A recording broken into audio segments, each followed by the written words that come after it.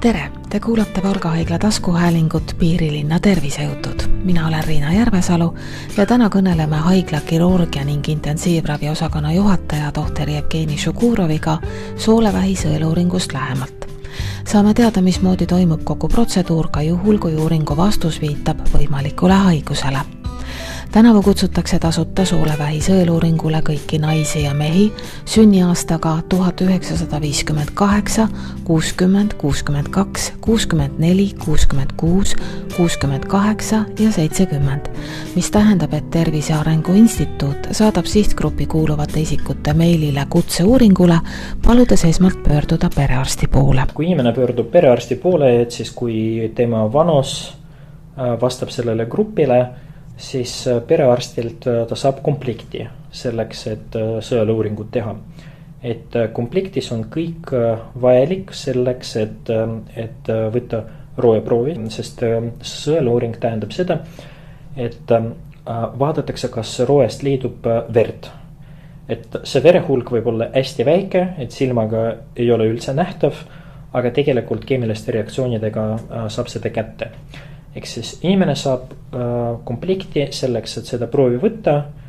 Sisuliselt seal on purk, seal on siuke väike mõõduluusikas ja seal on tarvikud, mida pannakse poti peale. Et siis see roe tuleb just võrgu moodi asja peale, sellest luusikaga tuleb võtta väike tükk, panna purki, purk läheb lukku, ümbrikusse ja seda saadetakse laborisse. Ja see saatmine on juba ära tasutud, ehk siis inimene ei pea ise millegi eest maksma. Inimene annab selle proovi perearstile või saadab juba ise edasi kusagile? Saadab ise edasi, nagu sisuliselt laborisse, ehk siis reeglina sünnlabi. Kui kaua siis see närvide mäng käib, et kas mul on kõik hästi või mitte? Ma arvan, et see sõltub konkreetselt, kus kohas see proov on võetud ja kuhu see saadetud. Aga ilmselt paari nädalaga võiks olla juba vastus käes. Kui kõik on korras, siis järgmise sõeluuringuni, aga kui ei ole, mis siis saab? Jällegi seal on nagu teatud agad. Kõigepealt seda proovi tuleb ikkagi õiget moodi anda, mis tähendab seda, et näiteks kui inimene võtab mingid verevedeldajad, mis suurendavad seedetraktis veritsuse riski, nad võivadki põhjustada siukest silmaga nähtamatut veritsust. See võib anda vale positiivset tulemust, et kindlasti ka tuleb teatud dieedist kinni pidama, sest punane liha võiks samuti nagu anda siukest kerget verd väljaheides, mis ei tähenda üldse, et inimesel on haigus. Aga kui me eeldame, et kõik on tehtud õigesti, dieedist on kinni peatud ja kui ravimeid ei ole võetud, siis järgmine samm oleks kindlasti koloskoopia, ehk siis jäämesoolt peab nii-öelda silmaga üle vaatama. Kuidas see protseduur välja näeb ja kui piinarikas on? Ta ei ole küll kõige meeldivam ja teatud diskomfort kahjuks selle protseduuriga kasneb.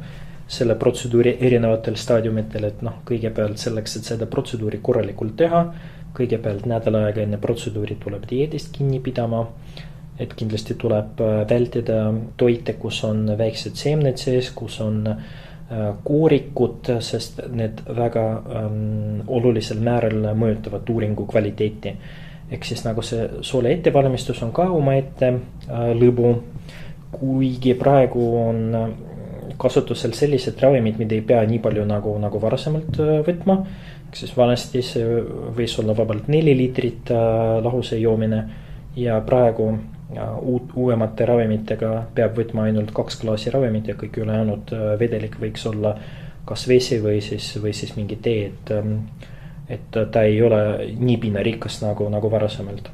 See on siis lahtistamise eesmärgil? Ja, see on selle eesmärgil, et sool oleks puhas seestpoolt, et me saaksime limast kesta korralikult uuringul hinnata. Sest kui sooles on roetükid, siis nende taga võib mingi väike muutus peidus olla, kas see on mingi väike polüüb, mida peab ära lõikama, kas see on mingi põletikuala, kust võiks proovitükki võtta, et see kindlasti mõjutab uuringu. Koloskoopia ise, et ega seal on ka mõned variandid, kuidas seda saab teha. Teatud juhtudel inimesed tulevadki kohe esimesele protseduurile, teades, et nad ei kannata seda ilma narkoosita välja ja Valga haiglas narkoosis koloskoopia võimalus täitsa olemas. Me oleme juba edukalt 2 kuud, isegi rohkem, 2,5 kuud oleme neid protseduure narkoosis teinud ja tundub, et see on sihuke väga tahetud protseduur ja soovijaid pidevalt on. Kui kaua see protseduur kestab? Jällegi sõltub anatoomiast enamasti, kuivõrd keerulise kuluga jäämesool on ja kas peab protseduuri ajal midagi ära lõikama või see on lihtsalt sihuke ülevaatlik. Aga laias laastus pool tundi kuni tund. Sa mainisid juba polüüpe. Kas need on siis ainsad kurjajuured, mida tuleb eemaldada või mida kohe kindlasti eemaldatakse, kui leitakse, ükskõik kui palju neid on? Polüüpidega niimoodi, et nagu nad on ka nagu võivad olla erineva suuruse ja erineva struktuuriga. Aga rusika reegel on see, et kõik need polüübid, mis on igal pool välja arvatud sigmasooles, neid tuleb ära võtta. Et nagu sigmasool on siuke ainuke koht, kus väiksemaid polüüpe ei pea puutuma, sest vahepeal neid võib olla seal nii palju, et ei ole mõtet neid kõik ära võtta, et nagu siuksed hästi-hästi väiksed paari millimeetrised polüübid sigmasooles, nende risk saada mingiks pahaks haiguseks on hästi madal, et sellepärast juhised ütlevadki, et neid ei pea kõik ära võtma. Aga kõik muud polüübid, nende risk halvaks protsessiks on suur? Ta ei ole suur, aga ta kindlasti olemas ja nagu kuna kunagi ei tea, kui suur see risk võib olla ja kuna inimene võib järgmine kord protseduurile tulla, et kui sa oled juba niikuinii instrumendiga sees, selle äravõtmine ei võta palju aega, et sellepärast neid polüüpe võetaksegi samal uuringul. Oletame, et sa oled avastanud polüübid, ära võtnud, mis siis edasi? Edasi nad lähevad histoloogilisele uuringule ja siis patoloogid vaatavad mikroskoobi all, et mis tüüpi muutus see on, sest seal on ka erinevad gradeerimissüsteemid, et mõned polüübid on, kuidas öelda, maksimaalselt healoomulised, et näiteks kui uuringul avastatakse paar siukest väikest hästi healoomulist polüüpi, siis tähendabki seda, et rohkem jälgimist ei ole vaja. Kui uuringul leitakse neid polüüpe, kus on nagu rakulisel tasemel muutused ehk siis dysplaasia, see tähendab seda, et see kontrollkoloskoopia peab olema varem, et sõltuvalt jällegi sellest, kui palju polüüpe oli ära lõigatud, kui suured need olid ja kas oli siukest rakulista tüüpid või ei olnud, et sõltuvalt sellest, et võib olla vabalt pool aastat või siis 3-5 aastat, et need juhised on hästi erinevad. Aga see, et oletame, ma käin täna sõeluuringul ära, mu polüüpe ei ole, kõik on korras, ei anna ju mingit garantiid, et näiteks 2 aasta pärast või ka hiljem midagi tekiks. Ega kahjuks meditsiinis nagu väga ei saa garantiid anda. Missugused üldse on soolevähi esmased tunnused, mida patsient võiks märgata või mis võiksid viidata sellele? See natuke sõltub sellest, kus kohas see kasve tekkimas, et jäämesool saab põhimõtteliselt jagada 2 osaks, parem pool ja vasak pool. Parem pool ta reeglina annab ebaspetsiifilisemaid sümptomeid, et see võib olla mingi kõhupuhitus, see võib olla mingi düskomfort kuskil paremal pool alla kõhus. See võib olla mingi väike palevik, see võib olla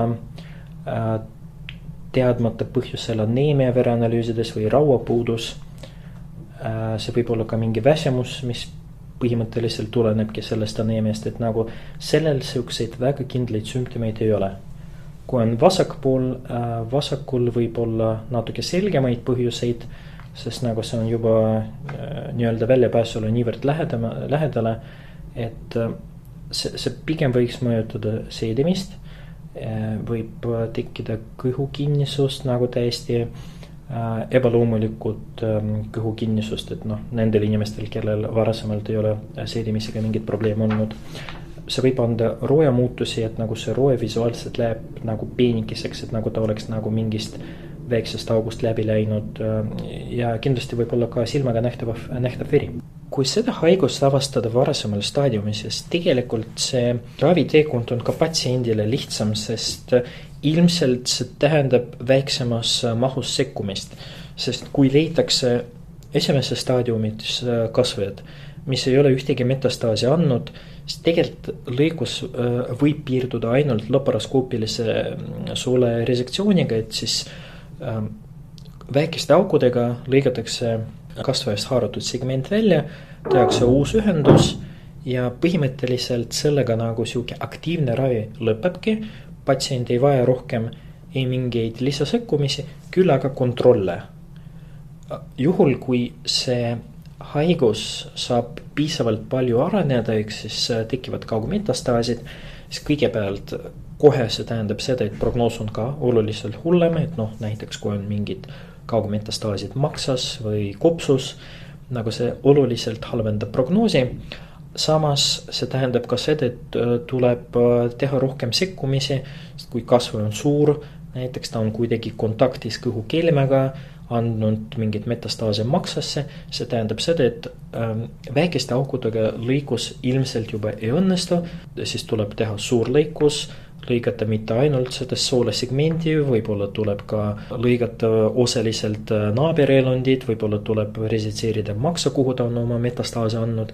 Et seda on ka võimalik ravida, aga teatud juhtudel ka mitte, et kui need metastaasid on eluliste struktuuride ümber, näiteks kuskil ümber suuri veresooni, et siis ongi täpselt nii, et mitte midagi rohkem teha ei anna.